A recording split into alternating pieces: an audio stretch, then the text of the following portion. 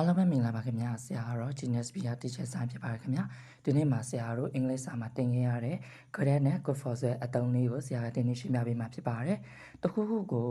ကျွမ်းကျင်တဲ့တော်တယ်လို့ပြောချင်တဲ့အခါမှာဆိုရှင် sorry นี่ good at ကိုသုံးလို့ရပါတယ်ခင်ဗျာသူရဲ့ပုံနေနည်းလေးကတော့ good at plus now ing ဖြစ်ပါတယ် she is good at English သူမကအင်္ဂလိပ်စာမှာတော်တယ်